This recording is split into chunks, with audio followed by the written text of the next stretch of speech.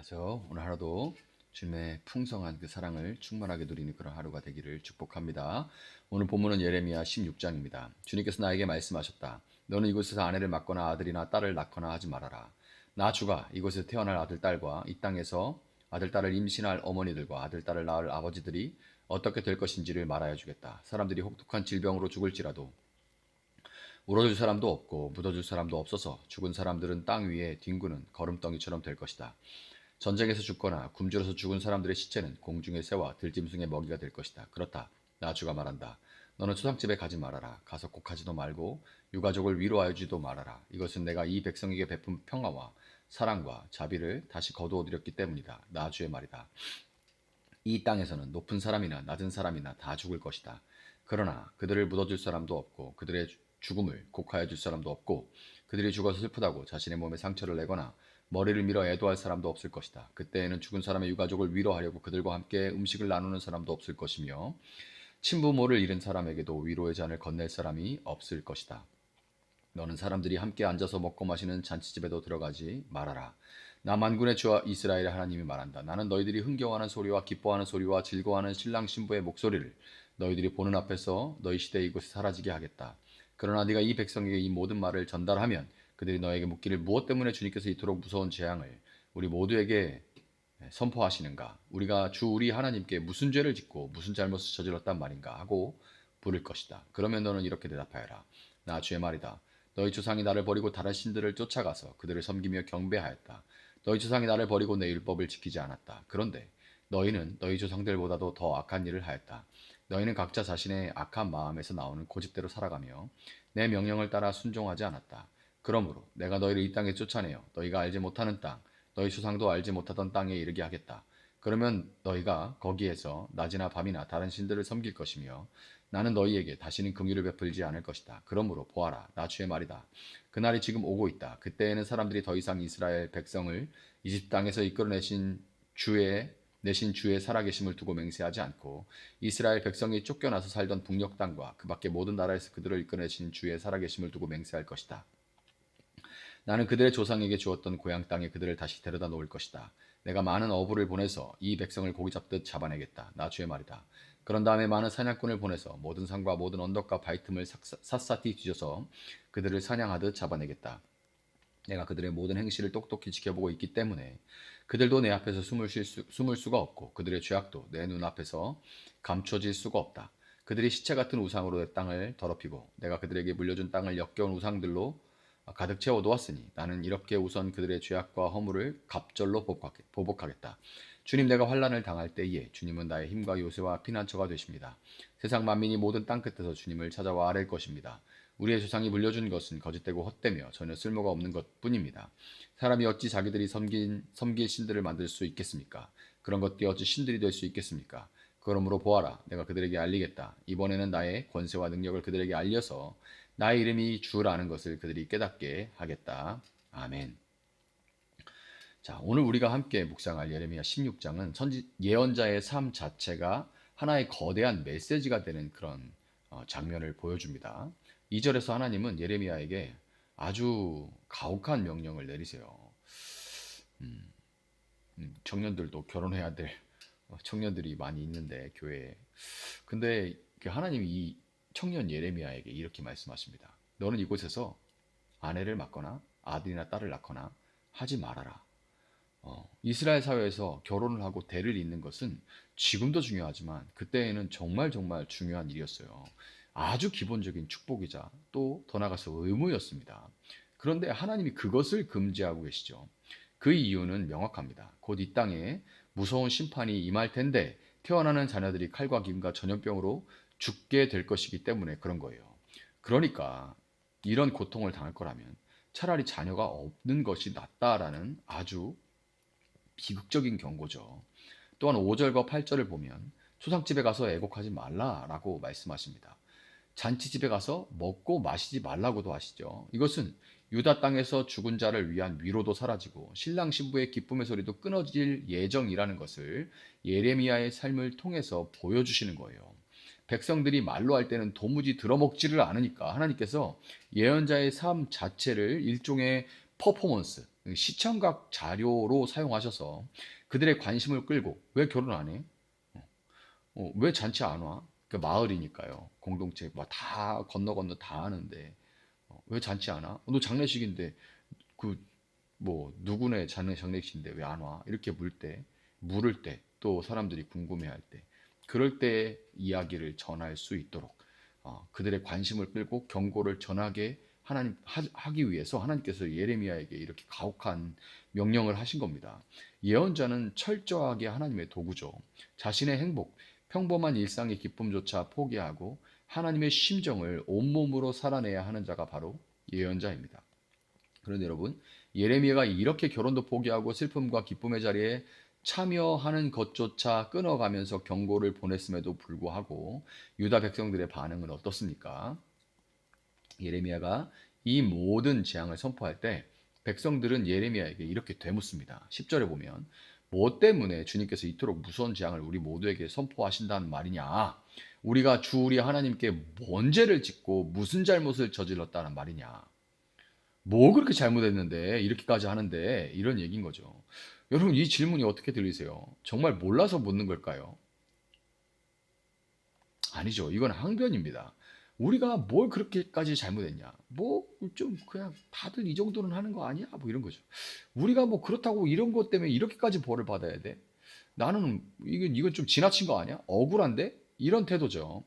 여러분 이게 죄의 가장 무서운 증상입니다. 죄가 깊어지면 죄의 깊이 이런 것들을 인지하지를 못해요. 죄로 인식을 못합니다. 그냥 그때 얘기는 이래요. 다 이 정도는 하고 사는 거 아니냐. 그러니까 하나님 말씀이 기준이 아니라 그냥 남들 다 이 정도는 하고 살고 어쩔 수 없는 거잖아. 뭐 인간인데 연약하잖아. 하나님도 중심을 아시고 우리 형편과 처지를 아시니 뭐 이런 변명들은 자꾸 이제 늘어가고 빠져나가는 기름장어처럼 막 빠져나가는데 그러다 보니까 이제 죄를 죄로 인지하지 못해요. 영적인 감각이 완전히 마비돼서 자신이 병들었다는 사실조차 모르게 되는 겁니다. 이에 대해서 하나님은 11절과 12절을 통해서 그들의 죄를 정확하게 진단하십니다. 너희 조상들은 나를 버리고 다른 신들을 섬겼다. 그런데 너희는 너희 조상보다 더 악하다. 조상들의 죄가 눈에 보이는 목석, 돌로, 나무로 만든 그런 우상을 섬긴 거라면 지금 이 세대의 죄는 무엇입니까? 12절 하반절을 보면 너희는 각자 자신의 악한 마음에서 나오는 고집대로 살아가며 내 명령을 따라 순종하지 않았다. 내 생각, 내 고집, 내 판단이 하나님 말씀보다 더 위에 있는 그 상태를 얘기하는 거예요. 겉으로는 성전에 가서 예배를 드릴지 몰라도 이스라엘 백성들은 그 어느 민족보다 더 종교적인 민족이죠. 그럼에도 불구하고 그 내면의 왕좌에는 나라는 우상이 앉아 있는 겁니다. 하나님께 가서 그렇게 종교적인 행위를 해도 그것은 나라는 왕좌에 앉아 있는 나라는 존재가 더 잘되고 더 복을 받고 더 기쁘고 더 즐겁고 더 걱정 없고 더 안락하게 살기 위해서 그 시종을 그 신의 마음을 이렇게 움직여서 만져주고 만족스럽게 해서 나를 더 잘 섬기도록 하는 것 뿐이에요. 이 고집, 아집이라는 것은 그 우상은 눈에 보이는 우상보다 훨씬 더 파괴적이고 깨뜨리기가 어렵습니다. 나는 틀리지 않았어. 나는 정당해. 내 방식이 맞아. 라고 생각하는 자기 숭배. 이것이 하나님이 보시기에 조상들의 우상 숭배보다 더 악한 죄였습니다. 그런데 여러분 오늘 본문 여기서 끝나지 않죠. 바로 이 지점에서 놀라운 반전이 등장합니다. 14절과 15절 말씀입니다. 하나님은 보아라 그날이 오고 있다라고 하시며 새로운 맹세를 말씀하십니다. 이제는 이스라엘 자손을 이집 땅에서 이끌어내신 주님이라고 맹세하지 않고 이스라엘 자손을 북쪽 땅에서 이끌어내신 주님이라고 맹세하게 될 것이다. 라는 그런 약속입니다. 이것은 소위 제2의 출애굽에 대한 약속이죠. 바빌론 포로 생활에서 돌아오는 구원의 역사가 얼마나 크고 놀라운지 그 옛날 홍해를 갈랐던 출애굽 사건이 잊혀질 정도가 될 것이다 라는 말씀이에요. 왜 이 심판의 메시지 한복판에 이런 회복의 약속이 들어있는 걸까요? 하나님의 본심이 심판이 아니라 구원이기 때문입니다. 하나님이 징계하시는 목적은 당신의 백성을 멸망시키는 것이 아니라 그들을 고쳐서 다시 하나님의 백성답게 만드시는 회복에 있기 때문입니다. 결국 바빌론 포로라는 용광로를 통과한 후에야 19절 이하의 말씀처럼 백성들은 우상이 아무것도 아니라는 것을 깨닫고 하나님께로 돌아오게 됩니다. 여러분, 오늘 우리는 이 말씀을 통해서 우리 자신을 비춰볼 수 있어야 돼요. 혹시 우리 안에도 유다 백성처럼 내가 뭘 그렇게 잘못했어? 맨날 뭐 회개 이렇게 반문하는 고집의 우상이 자리 잡고 있지는 않은지 살펴봐야 됩니다. 하나님의 말씀보다 내 감정, 내 자존심, 내 계획을 더 앞세우면서 그것을 건드리면 견디지 못하는 자기 숭배의 모습이 없는지 우리는 살펴봐야 되는 거예요. 이 지독한 자기중심성, 뼛속까지 스며든 이 고집을 우리가 스스로의 힘으로 깰 수 있겠습니까? 불가능하죠. 유다 백성들이 스스로 깨닫지 못했던 것처럼 우리 역시 마찬가지입니다. 그래서 우리에게는 예수 그리스도께서 필요한 겁니다. 로마서 5장 8절을 보면 그러나 우리가 아직 죄인 되었을 때에 그리스도께서 우리를 위하여 죽으셨습니다. 이리하여 하나님께서는 우리들에 대한 자기의 사랑을 실증하셨습니다. 아멘. 이렇게 말씀합니다. 우리가 회개하고 깨끗해진 다음에 주님이 오신 게 아니죠. 우리가 여전히 고집부리고 여전히 내가 맞다고 우기고 죄인인 줄도 모르고 그렇게 살아가고 있을 바로 그때에 주님이 우리에게 오셔서 하나님이 우리를 향한 당신의 사랑을 확증하셨습니다. 오늘 본문의 예레미야는 하나님의 명령 때문에 초상집에 들어가지 못했습니다. 위로할 수 없었습니다. 그러나 우리 예수님은 친히 이 땅에 가장 슬픈 초상집과 같은 우리 인생 가운데로 들어오셨습니다. 나사로의 무덤 앞에 오셨고 죄인들의 친구가 되어주셨으며 마침내 십자가에서 우리의 모든 죄짐을 짊어지고 죽으셨습니다. 우리의 단단한 고집, 그 차가운 아집의 우상을 깨뜨리는 유일한 힘은 심판의 두려움이 아니라 바로 이 십자가의 사랑입니다. 너희는 조상보다 더 악하다라고 말씀하셔도 할 말이 전혀 없는 우리들인데 그런 우리를 포기하지 않으시고 반드시 회복시키겠다. 반드시 다시 데려오겠다라고 약속하시고 마침내 성취하신 그 집요하신 사랑만이 우리를 변화시키는 거예요. 바벨론에서 돌아온 백성들이 적어도 다시는 눈에 보이는 우상을 섬기지 않게 되었던 것처럼 십자가 사랑을 참으로 만난 사람은 더 이상 나 자신을 숭배할 수 없습니다. 나를 위해 죽으신 그 사랑 앞에 나의 고집이 마침내 무너져 내리기 때문에 그렇죠. 그래서 오늘도 우리는 내 고집대로 사는 그런 하루가 아니라 나를 살리신 주님의 사랑에 이끌려 사는 그런 복된 하루를 살아갈 수 있게 된 겁니다. 그런 하루를 여러분 살아갈 수 있길 바라고요. 그리고 마침내 우리를 회복시키시는 하나님의 섭리를 신뢰하면서 나아가는 저와 여러분들 될 수 있기를 예수님의 이름으로 축복합니다. 잠시 기도하겠습니다. 사랑하시는 주님 감사합니다. 주님, 예레미야의 그 삶을 갈아 넣은 그런 외침에도 불구하고 사람들은 우리가 뭔 그렇게 잘못을 했느냐, 다 이 정도는 하고 살지 않냐, 다 먹고 살자고 하는 짓이지, 다 누구 깨끗한 사람 있냐, 뭐 이런 식으로 합리화를 하면서 그들은 하나님 앞에 항변했습니다.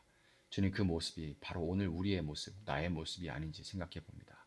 주님, 회개한다 말하지만 그 회개조차도 매너리즘에 빠져 있고 죄에 대한 경각심도 무뎌지고 주님, 우리의 마음이 참으로 단단해졌음을 고백합니다.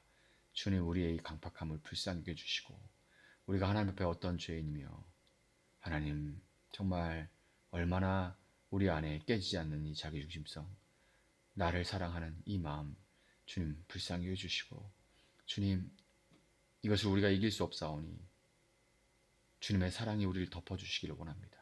그 사랑에 감격하고 그 사랑에 반응하는 저희들의 삶이 다시금 되어줄 수 있도록 도와주시기를 원합니다.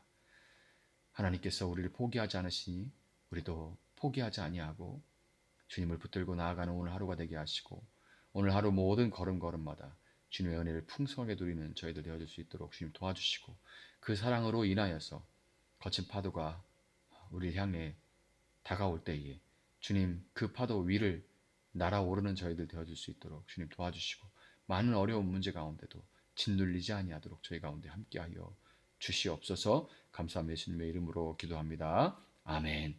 오늘 주신 말씀 붙들고 계속해서 기도합니다.